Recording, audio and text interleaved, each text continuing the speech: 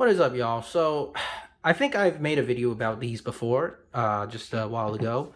I did a little excursion test and explained the construction of these drivers a little bit, I think a couple of videos ago.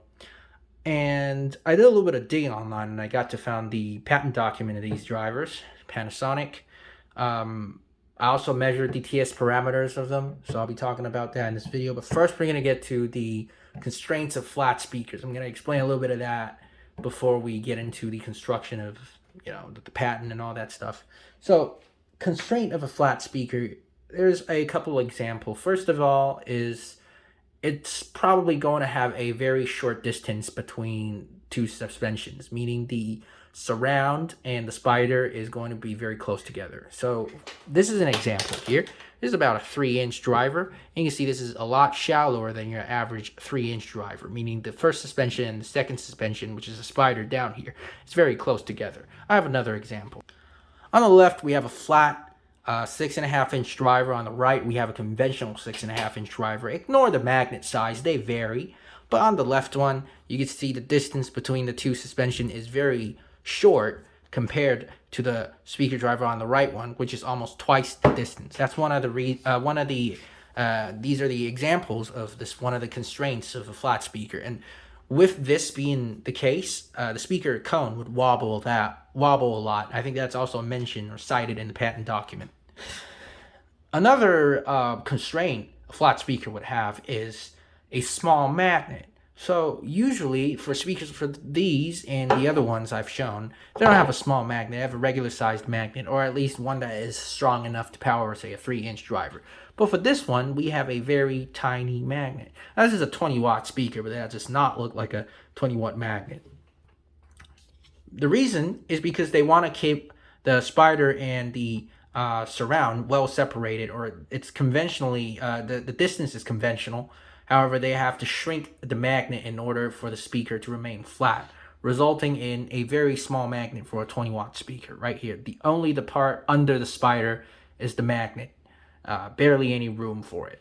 And another constraint for these, actually both of these, and the other 6-inch woofer I've shown you before, has a very small movement, at least compared to a Panasonic driver right here. They don't move a lot. That's another common constraint for flat speakers.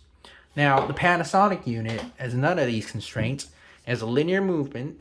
It has a decently spaced suspensions, and the magnet size is also reasonably large. In fact, these has a 2-inch neodymium magnet in diameter, 1.5-inch high.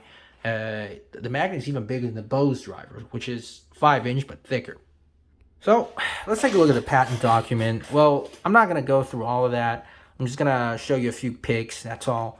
Now, the abstract here is basically saying that this is a new kind of suspension design, and this new suspension design allows the magnet to be flipped inside of the basket, meaning that originally the magnet would be out over here. They flipped it inside.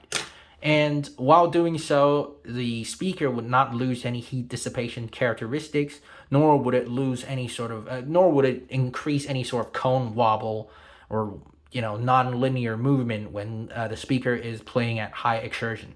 All right, this is their new design basically. So this is actually figure 1. I'll show you a bigger picture of it. All right, figure 1. So this is the regular ferrite version, as you can see here. This part is the magnet. All right, and the lines across it is the magnetic circuitry. This is the voice coil, and it has a pole piece vent. Now, this is the new spider structure, or the ball-like structure I've mentioned on the speaker. It's the same thing, and this is the an inverted, say, rubber or foam surround, which acts as the spider of the speaker. This is basically just a support rib, or I don't know, however you call it. This is the cone itself, and this is the regular, suspension, the foam surround of the speaker, just like the ones you know. All right. Here's another kind of a pole piece design. Here's an image of a neodymium version of this design, whereas this neodymium magnet instead of a ferrite magnet here. And this is not necessarily the design of my speakers, since it has a vented pole piece instead of a screw here. But I'm guessing they added the screw and had to sacrifice that pole piece because the magnet would the vibrations of the car would cause the magnet to jump around, and eventually just the adhesive got loose and kind of wrecked the speaker. So I guess that's the reason why they put a screw instead of just a vented pole piece. But yeah, this is a neodymium version. Everything else is basically the same, except the magnet is made of a different material. And here is just a pic that shows how they are securing the heavy ferrite magnet with screws instead of just glue. And the rest of the patent document is basically explanation. It's written in Japanese as a translated text. I guess you'll have to understand Japanese to be able to have a full understanding of it, because some of the wording here, it's kind of funky. But oh well. Anyways, that's the document. Big shout out to Mr. or Miss Osamu Funahashi, who engineered and designed and invented this kind of driver.